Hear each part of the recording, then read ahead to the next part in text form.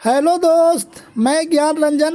हम रखते हैं न ख्याल आपका यूट्यूब चैनल में एक बार फिर स्वागत करते हैं।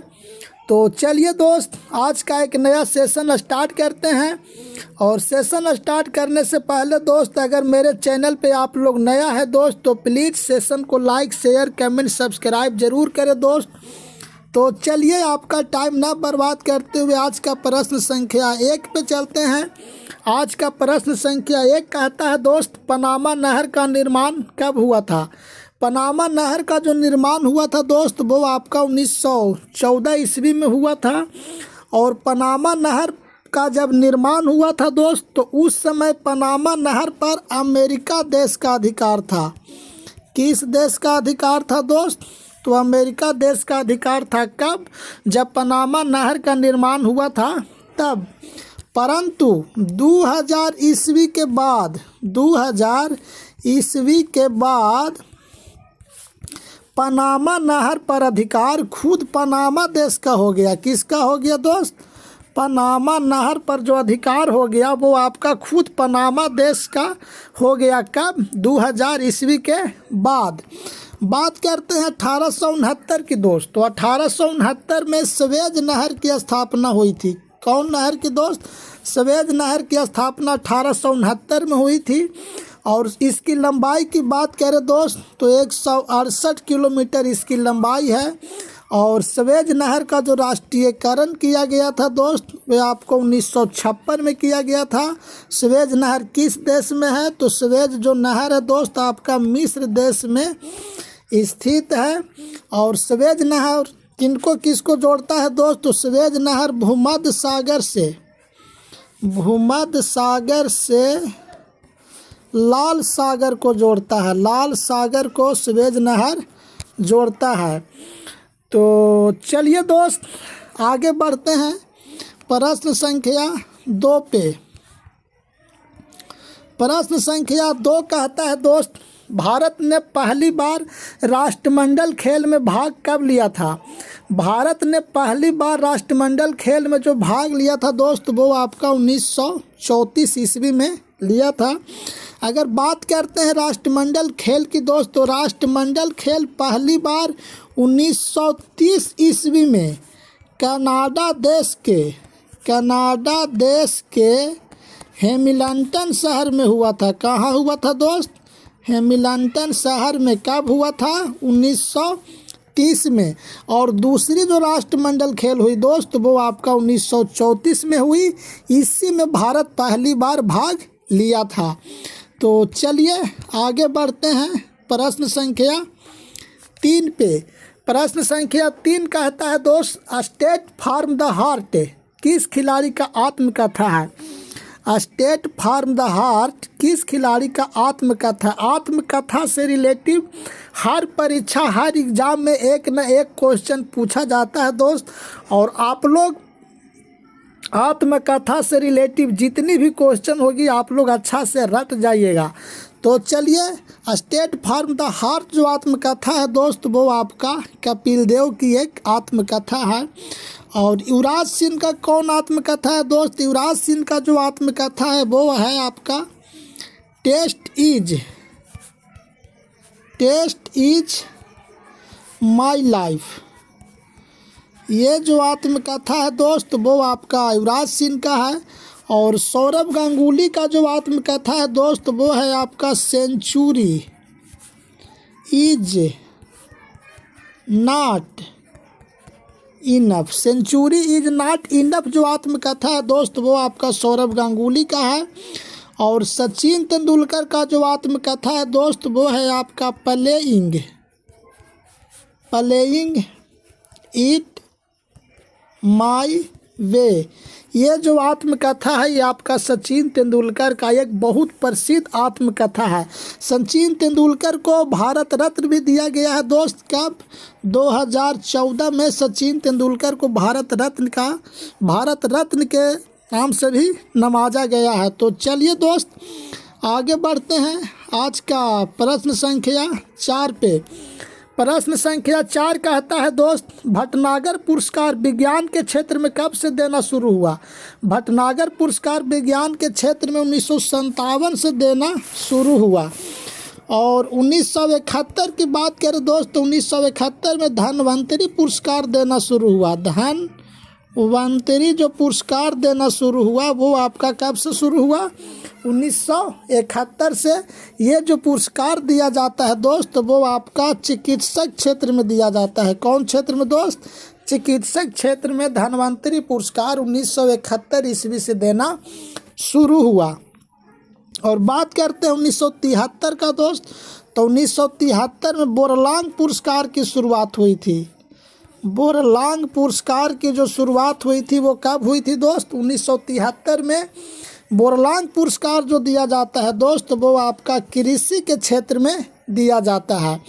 और बात करते हैं 1991 में दोस्त, 1991 में सरस्वती पुरस्कार, सरस्वती सम्मान पुरस्कार दिया जाता है। क्या दोस्त, सरस्वती सम्मान पुरस्कार की शुरुआत कब हुई थी, तो आपका 1991 में हुई थी। तो चलिए दोस्त, पुरस्कार से रिलेटिव इतना याद रखिए आप। तो आगे बढ़ते हैं प्रश्न संख्या 5 पे। प्रश्न संख्या 5 कहता है दोस्त, ताजमहल को यूनेस्को की सूची में कब शामिल किया गया। सभी पर्यटक स्थल को, सभी फेमस जगह को यूनेस्को की सूची में शामिल किया गया दोस्त। सभी स्थल को यूनेस्को की सूची में शामिल किया। तो आपसे पूछ रहा है दोस्त, ताजमहल को यूनेस्को की सूची में कब शामिल किया। जो ताजमहल को यूनेस्को में जो सूची में शामिल किया गया था दोस्त वो आपका 1983 में शामिल किया गया था।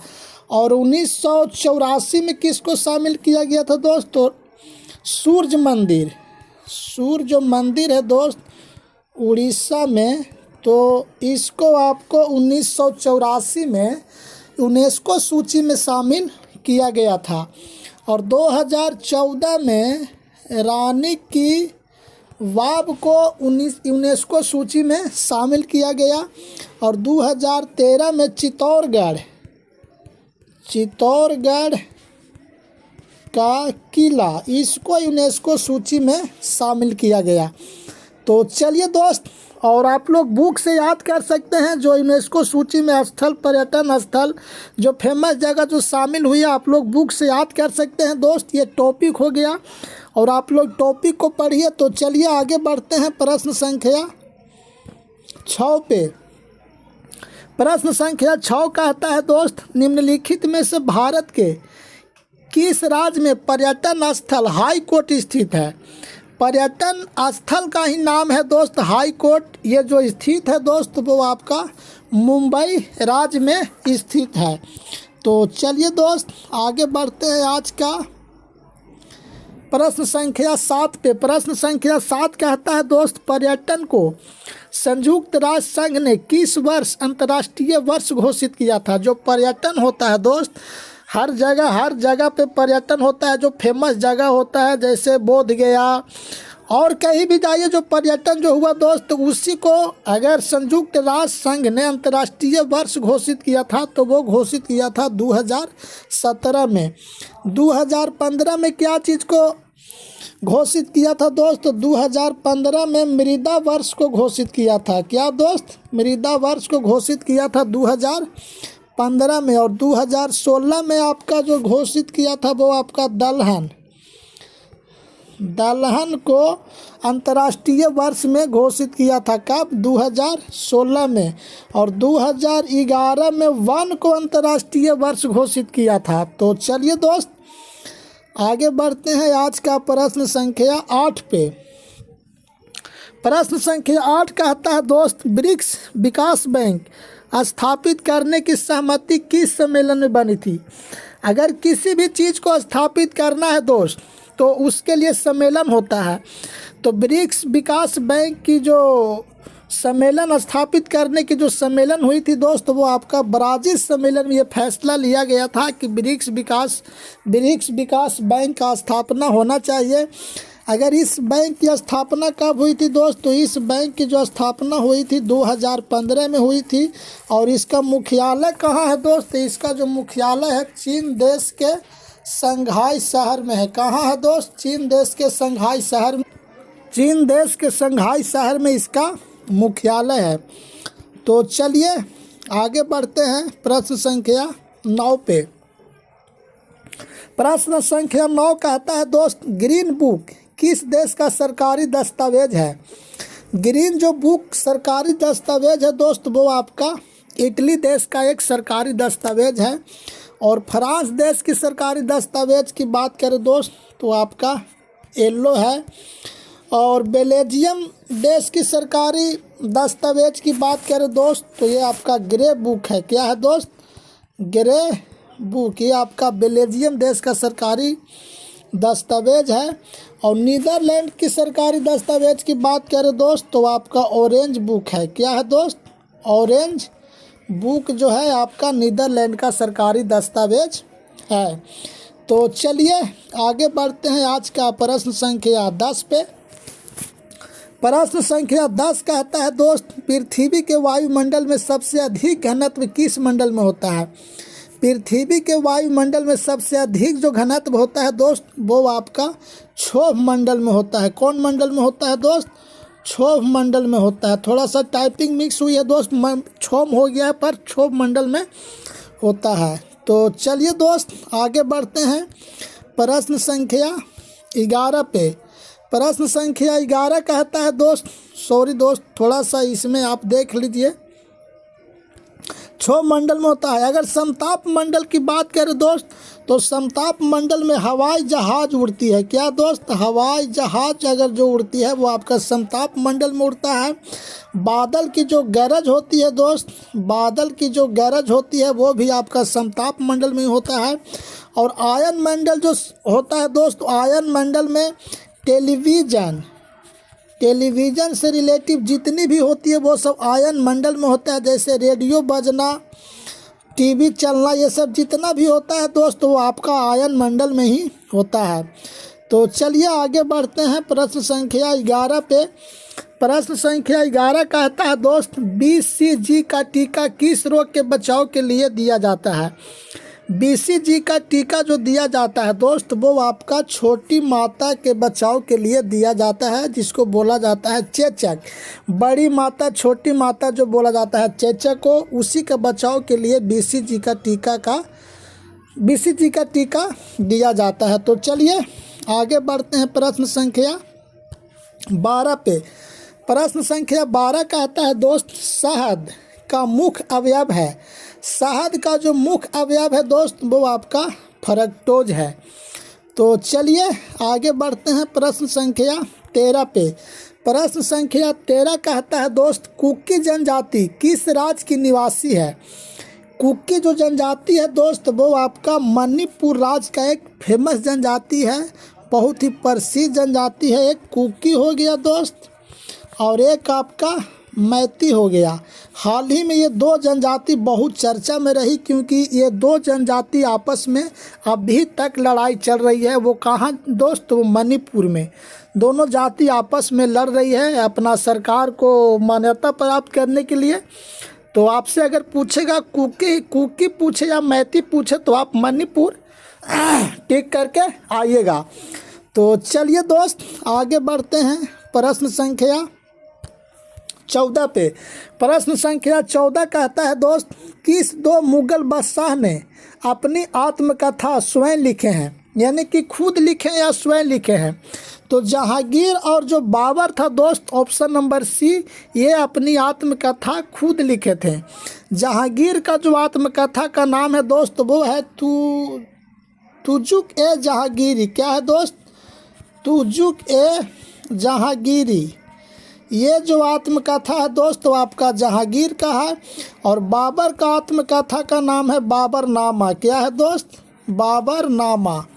तो चलिए आगे बढ़ते हैं आज का प्रश्न संख्या प्रश्न संख्या 15 पे। प्रश्न संख्या 15 कहता है दोस्त, खुसरो समिति का संबंध किस क्षेत्र से है। खुसरो समिति का जो संबंध है दोस्त वो आपका कृषि क्षेत्र से है। और बैंकिंग सेवा का सुधार किस समिति से है दोस्त? तो ये आपका गोईपुरिया समिति से है। गोईपुरिया समिति से जो है वो आपका बैंक सेवा का सुधार है। और राष्ट्रीय आय जो है दोस्त वो आपका महालनोबिस समिति से है। ये आपका राष्ट्रीय आय हो गया। और जनसंख्या जो है दोस्त वो आपका स्वामीनाथन समिति से है। स्वामीनाथन समिति से जनसंख्या संबंध रखता है। तो चलिए दोस्त आगे बढ़ते हैं प्रश्न संख्या 16 पे। प्रश्न संख्या 16 कहता है दोस्त, Bharat petroleum corporation limited BPCL की स्थापना कब हुई थी? Bharat petroleum corporation limited BPCL की जो स्थापना हुई थी दोस्त वो आपका 1977 ईस्वी में हुई थी। और NTPC का जो स्थापना हुई थी दोस्त वो आपका 1975 में हुई थी। और 1975 में हुई थी NTPC। और बात करें 1956 में दोस्त, 1956 में तेल एवं प्राकृतिक गैस ONGC तेल एवं प्राकृतिक गैस ONGC की जो स्थापना हुई थी दोस्त वो आपका 1956 में हुआ था। और 1984 में जो स्थापना हुई थी दोस्त वो आपका गैस अथॉरिटी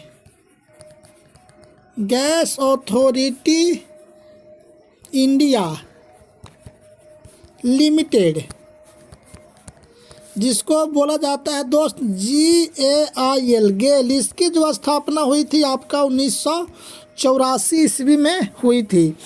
तो चलिए दोस्त आगे बढ़ते हैं आज का प्रश्न संख्या 17 पे।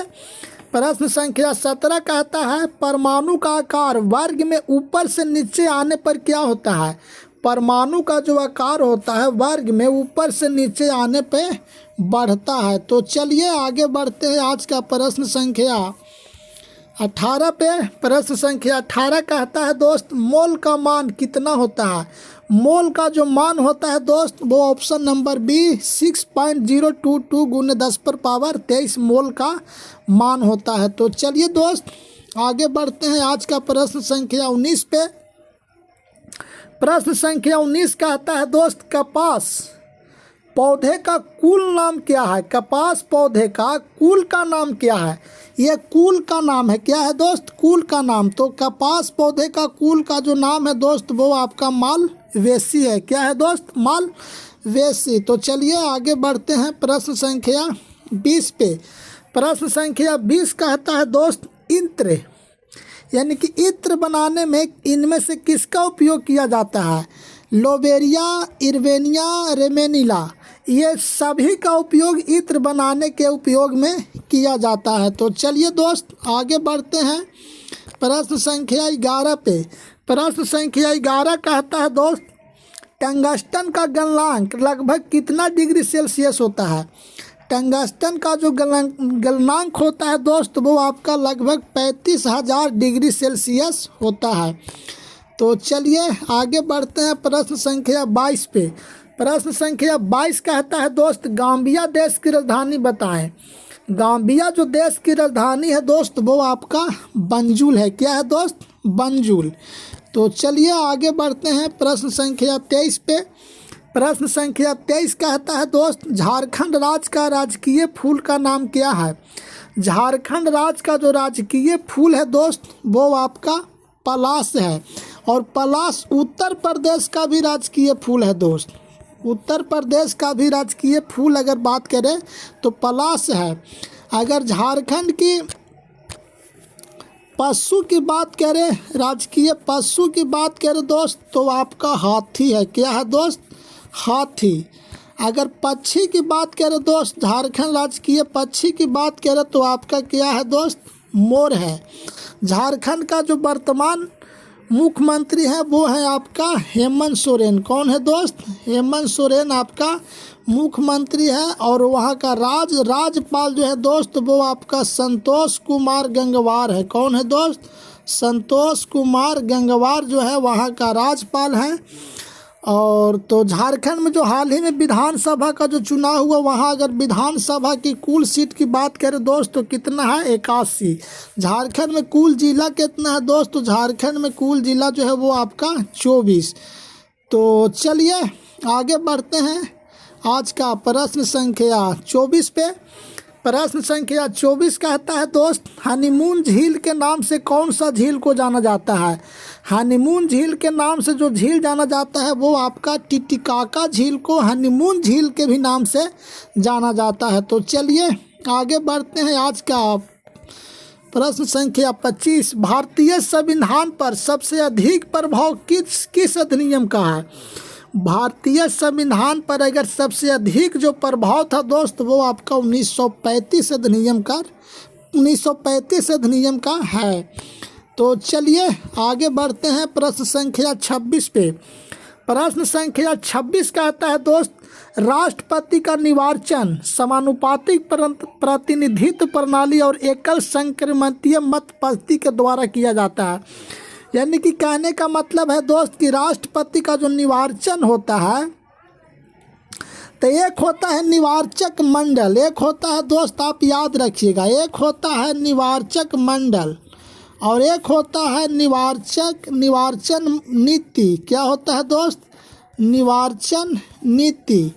तो जो निर्वाचन नीति जो होता है दोस्त तो आपका 1905 अनुच्छेद 55 के तहत जो ये पूछ रहा है दोस्त, और निर्वाचक जो मंडल होता है वो आपका अनुच्छेद 54 के तहत, और अनुच्छेद 53 क्या कहता है दोस्त? राष्ट्रपति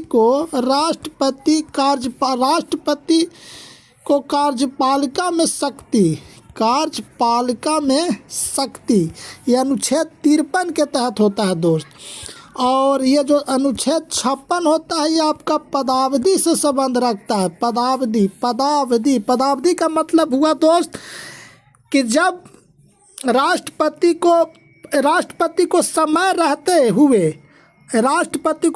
रहते हुए आप चुनाव कर लीजिए, उसी को पदावधि बोला जाता है दोस्त। ये आपका अनुच्छेद 56 के तहत होता है। तो चलिए दोस्त आगे बढ़ते हैं प्रश्न संख्या 27 पे। हामिद अंसारी से पहले देश के उपराष्ट्रपति कौन थे? हामिद अंसारी से पहले देश के जो उपराष्ट्रपति थे दोस्त वो आपका भैरों सिंह शेखावत हैं। तो चलिए आगे बढ़ते हैं प्रश्न संख्या 28 पे। प्रश्न संख्या 28 कहता है दोस्त, मणिपुर में लोकसभा का कुल सीट कितना है? मणिपुर में लोकसभा की सीट की बात करें दोस्त तो वो आपका 2 है। एक किसका लोकसभा का सीट है दोस्त? एक जो है वो आपका सिक्किम राज्य का है। और 4 किसका है दोस्त? तो 4 आपका हिमाचल प्रदेश का है। किसका है दोस्त? हिमाचल प्रदेश का जो लोकसभा का कुल सीट है वो 4 है। और 5 आपका उत्तराखंड का है। उत्तराखंड का जो लोकसभा का कुल सीट है वो आपका 5 है। तो चलिए आगे बढ़ते हैं आज का प्रश्न संख्या 29 पे। प्रश्न संख्या 29 कहता है दोस्त, विश्व प्रेस स्वतंत्रता दिवस कब मनाया जाता है? विश्व प्रेस स्वतंत्रता दिवस जो मनाया जाता है दोस्त वो आपका 3 मई को मनाया जाता है। 12 मई को क्या मनाया जाता है दोस्त? तो विश्व नर्स दिवस मनाया जाता है। क्या मनाया जाता है? नर्स दिवस जो मनाया जाता है वो आपका 12 मई को मनाया जाता है। और 22 मई को विश्व जैव विविधता दिवस मनाया जाता है। क्या मनाया जाता है दोस्त? जैव विविधता जो दिवस मनाया जाता है, जैव विविधता जो दिवस मनाया जाता है ये आपका 22 मई को बनाया। बहुत पूछता है दोस्त कि जैव विविधता दिवस कब मनाया जाता है? तो 22 मई को मनाया जाता है। और 29 मई को आपको दोस्त माउंट एवरेस्ट जो दिवस मनाया जाता है दोस्त वो आपका 29 मई को मनाया जाता है। तो चलिए आगे बढ़ते हैं प्रश्न संख्या 30 पे।